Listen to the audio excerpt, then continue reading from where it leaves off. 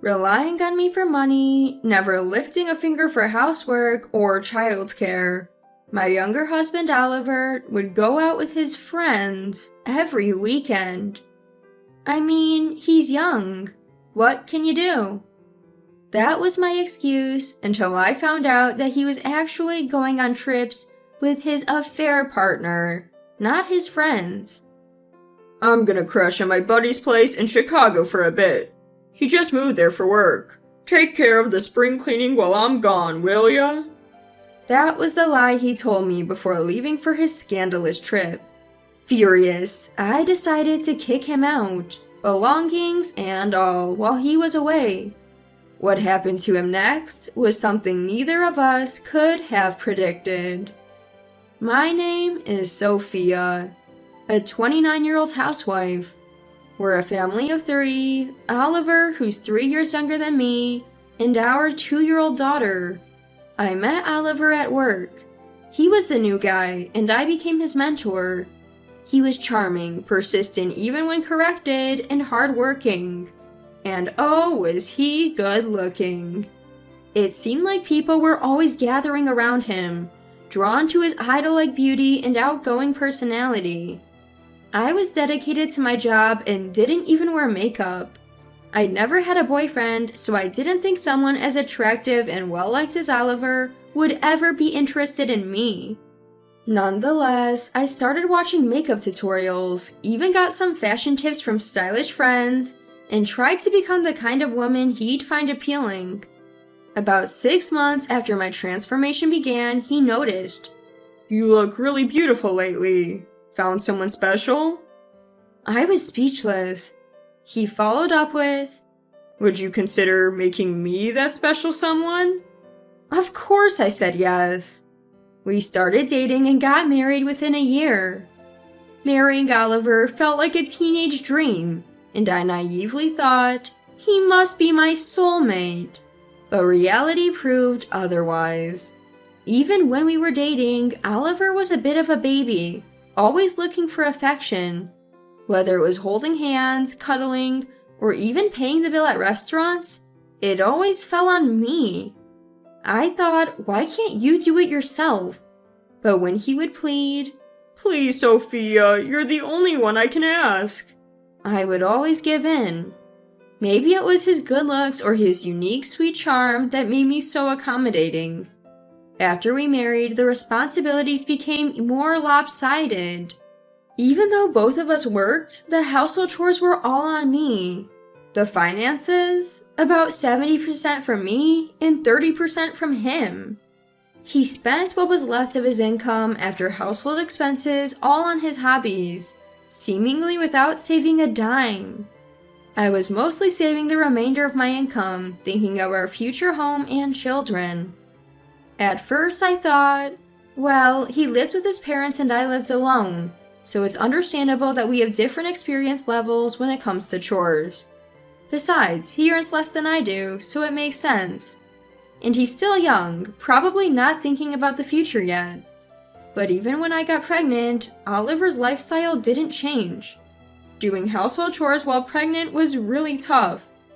On top of the exhaustion from working during pregnancy, morning sickness hit me hard in the first trimester. In the third trimester, it was difficult even to bend over, and just standing was tiring. Yet Oliver never offered to help. Worse, when I hinted that I could use some help, he'd say, I'm so grateful for you, Sophia. I'm not good with housework, so I'm lucky to have married you. Undermining my will to ask for help. Maybe it was my fault for enabling him, but even after our daughter was born, Oliver didn't change.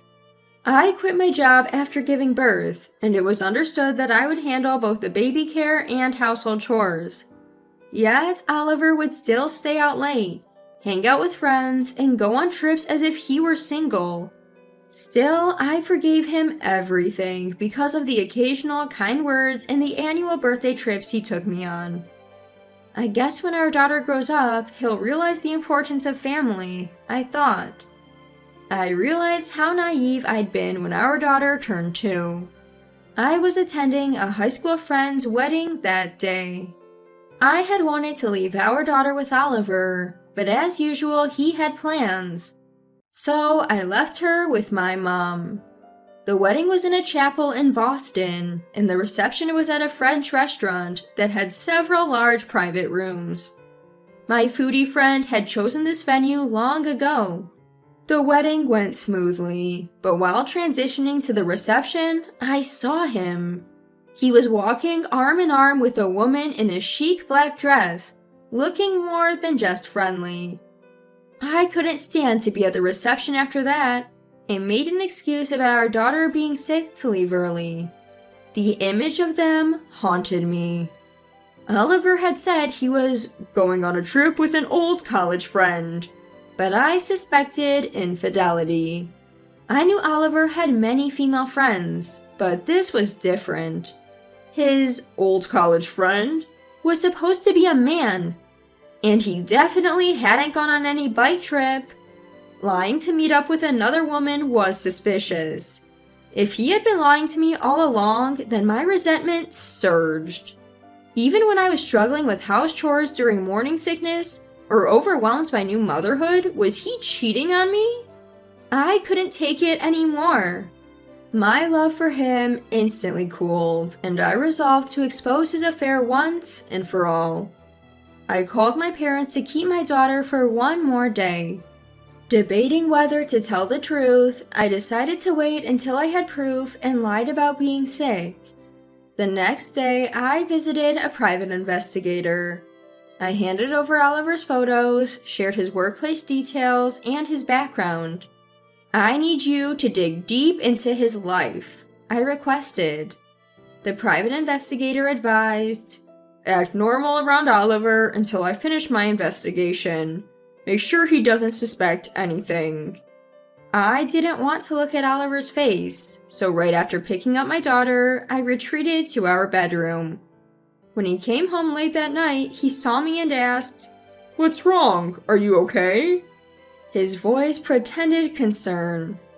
Had this been the me from a couple days ago, I might have felt loved and comforted by his words, but knowing the truth, they meant nothing to me. 2 weeks later, the private investigator contacted me. Oliver has been having an affair for the past 2 years, He said. The other woman was a married, older nurse. The restaurant where I spotted them? A regular haunt for their monthly rendezvous, which had been ongoing for about 2 years. I was shocked that she was married, but according to the investigator, Nurses work shifts, making it easier to conceal an affair. what shocked me even more was that this nurse worked at the hospital where my daughter was born. It may be a coincidence, but it is the same hospital as my 2-year-old daughter. Something felt creepily coincidental about the affair lasting 2 years and us having a 2-year-old daughter. That day, I decided to divorce Oliver and started plotting a plan.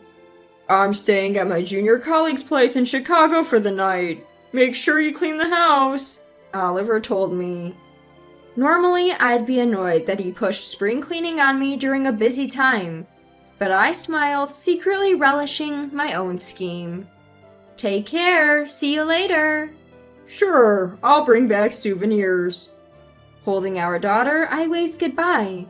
Oliver seemed oblivious. Back inside, I told my daughter, We're going on a trip! Let's go see the ocean! My daughter, who loves fish, cheered, Yay, ocean! First, let's take a little nap. I laid her down for a nap and continued my preparations. I had been packing my bags and Oliver's, making sure he wouldn't notice, but I couldn't touch our bedroom or living room items, so I sorted them into boxes. Finally, I disassembled the baby crib, laid my daughter in her stroller, and called the movers. My stuff went to my parents' home, and Oliver's got discarded. Apart from the built-in appliances, the apartment was empty. I headed to a hotel overlooking the ocean in another state, somewhere my daughter had always wanted to visit. Our travel essentials had already arrived in the room. My daughter kept saying, Yay, ocean! As she looked out the window. Watching the sun set over the sea, I felt a mix of sadness and relief. Exhausted from packing and the journey, we went to bed early. Before sleeping, I sent Oliver an email, a picture of him and his mistress. Despite sleeping early the night before, I still slept until midday. When I rushed to check on my daughter, she was gripping the crib bars and looking at the ocean with such focus that I had to laugh. I had planned to eat out for lunch, but since my daughter couldn't tear herself away from the window, I ordered room service. My daughter was clearly enamored with her fish-themed kids meal and took her sweet time eating it, but she looked happy throughout. Just then, I received a call from Oliver. He must have seen the photo I'd sent him last night of him with his mistress. Ignoring the call, I texted him, "I have no plans to live with you anymore. Best of luck with your new love interest." More calls from Oliver kept coming in. Annoyed, I blocked his number. After finally finishing lunch, I took my daughter to play by the sea. By the time we got back to the hotel, it was already dark outside. Checking my neglected phone, I saw that my brother had tried to reach me. I called him back but got no answer. 15 minutes later, he called again.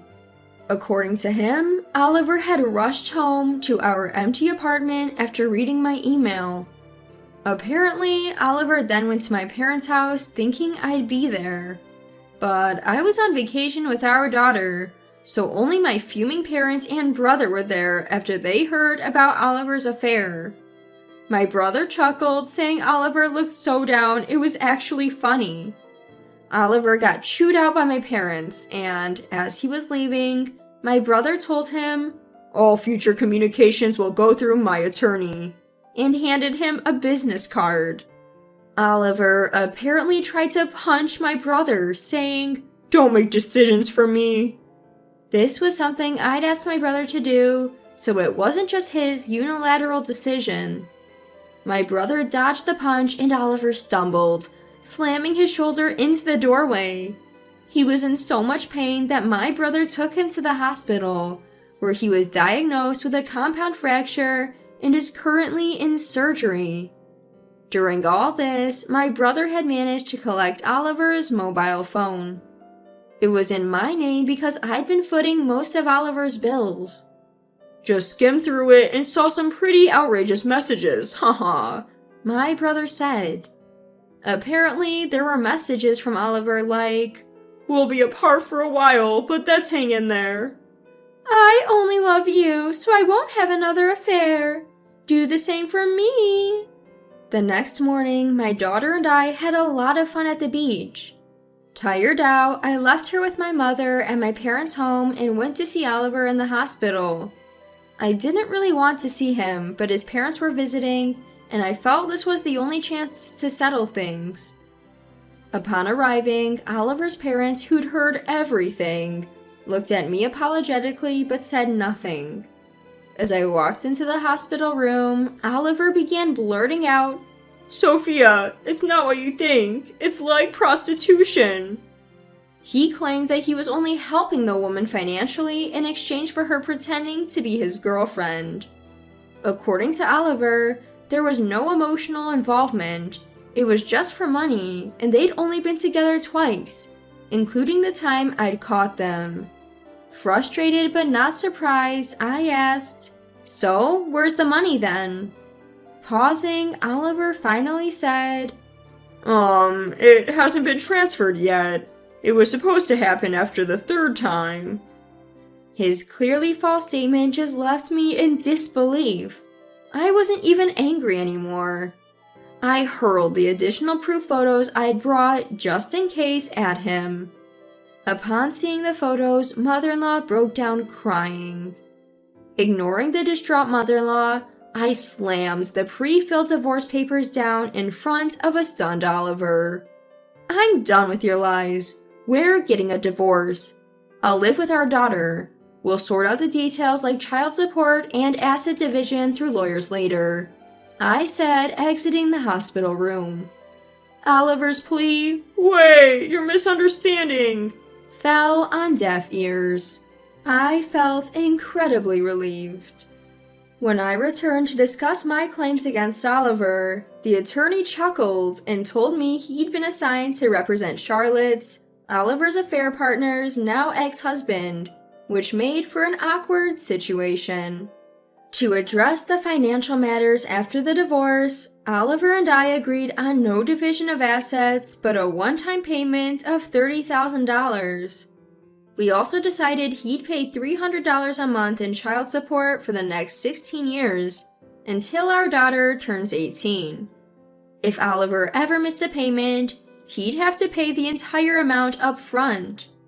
My lawyer took care of the discussions, so I didn't have to see Oliver's face. A face I once loved, but now never wanted to see again. Oliver apparently said things like, "I want to get back together," and "I can't live without Sophia."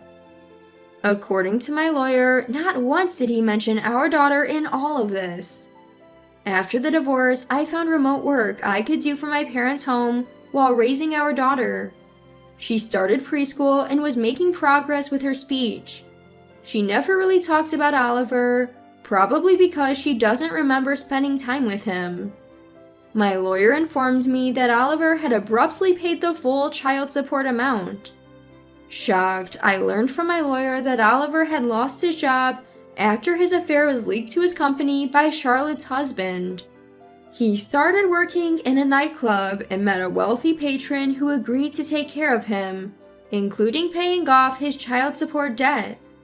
"Oliver connecting with other women is unacceptable," the patron had said. My lawyer chuckled as he told me how Oliver showed up dressed to the nines, handing over the full amount in cash. 5 years later, when my daughter was in 2nd grade, the police contacted me. Oliver had been arrested for theft and had named me as his emergency contact. At first, I wanted to decline, but the officer persuaded me, saying, "Maybe just talk to him once." Oliver looked frail when I saw him. His once handsome face was now haggard. Turns out the wealthy patron was married and chose to reconcile with her husband after their affair was discovered. I thought to myself, Oliver likes only people like that. She demanded Oliver pay back the compensation and support she had given him. Thrown out of his apartment, penniless, Oliver resorted to theft. "I need your help," he pleaded.